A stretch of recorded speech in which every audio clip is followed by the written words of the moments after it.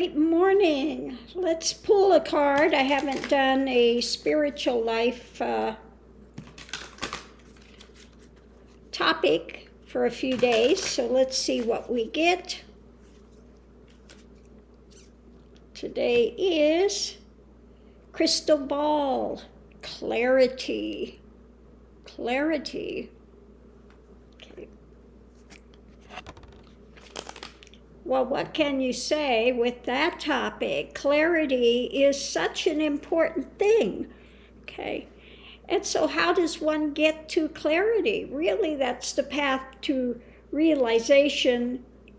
When one completes the path, enters moksha, enters realization, you discover who you are, what you are, and just as importantly, in fact, possibly even more importantly, what you are not, okay? You're not the body, okay? It's a vehicle of use for expression in this plane of existence. You are not the mind. The mind is again generating the experiences that you are having within this plane of existence, okay?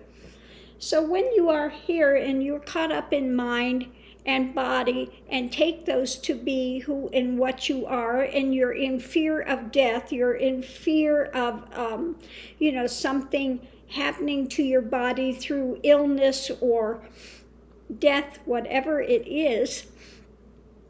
When you are ruled by fear, you are not in clarity, okay? Clarity comes when you have gone through the whole of the journey and you rest in that divine is, that pure conscious awareness. Then what happens is that mind, that revolving mind, stops. And you enter what's known in the Bible as the peace that passes understanding, okay? Because what's understanding? Understanding is logical mind. Logical things that you can look at and try to figure your way there, okay? Try to make sense of it in a transient world environment, okay? So to enter that peace that passes understanding, the mind stills, it stops when enters direct consciousness, and it's like becoming a bird, like becoming one of the falcons, like becoming the hawk, like becoming, you're above the situations instead of losing everything. You can't see the forest for the trees, okay? You're above the situations, and so you can see with clarity what's taking place. So it's a totally different type of awareness that takes place. So how does one come to this clarity? That's the path of looking, sitting, and these are the practices I give, such as the I am that I am, the Om that I am, the balanced breath, how to be in this stillness, how to aid the mind to still, what to watch, watching, observing, questioning. What is the mind? The mind is made of thoughts. If you observe it, you'll see that only one thought can be there at a time, although it can seem like many because they're revolving so fast. But if you watch it, you watch the thoughts, how they affect the body, how they affect the emotions, how they create another storyline, okay? So this is the beginning to get clarity, to find out that you are spirit. You are part of that divine is that inhabits the physical form. Consciousness, it's like the program that it programs the body, it programs the mind. Okay, so if you want to look at it in computer terms, okay, you are that consciousness which programs. You are not the program, You are that which programs. You are beyond the program that's running now. Okay? You're beyond that program that's running now, that you call your life experience. Good, bad, or ugly, whichever it is at the moment. Okay? And the path is about, again, watching that, looking, watching, come to a place of vairagya is very important on the path. What's vairagya? That means dispassion. Okay? It means that you watch these things in a dispassionate way rather than getting caught up in it and having another emotional drama with it. You sit back and you take your breath, you go into a balanced breath, allow yourself to calm and still, and you observe. You watch, where do thoughts come from and where do they go to?